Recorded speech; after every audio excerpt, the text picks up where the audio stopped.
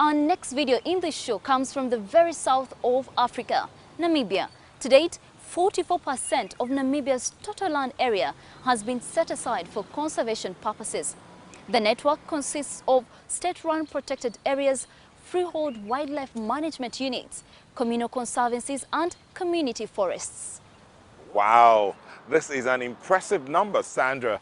As we all know, in most African countries, it's local communities who hold the key to expanding the impact of conservation.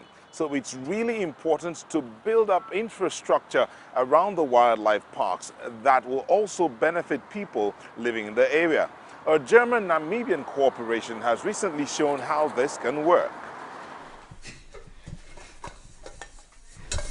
He never runs out of things to do, and the work can be a bit monotonous. But Moses Niazo is glad to have this job at the Kazili Island Lodge. He's among the group of local residents who've managed to find work inside Bobwata National Park in northeastern Namibia. He's been working in this lodge for 2 years.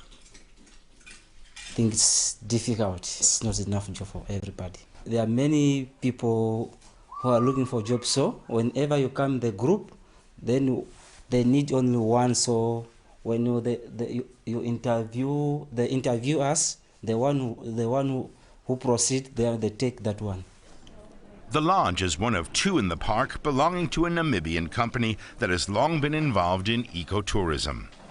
The company was allowed to build in the national park in exchange for employing local residents and sharing profits with the community conservancy.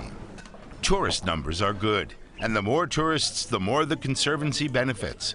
The money generated goes towards community projects. This year, the local conservancy will receive 100,000 euros. That's how Namibia is giving people in rural areas an incentive to protect the animals. And it's working. There's been a drastic reduction in poaching.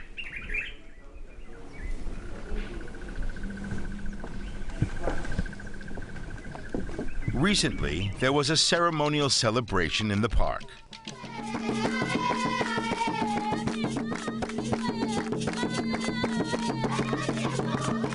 The German development minister was in the country to attend the inauguration of a new park station built with German funding. The Namibian government wants to upgrade the park and get even more local residents involved. About 6,000 people live in the communities surrounding the park, which is situated in the poorest region of the country. There's a benefit, but we want to put more benefits to these communities. And we have already identified some concessions where they can benefit fully, and they can have their own facilities here. We built facility for them. We should also do more.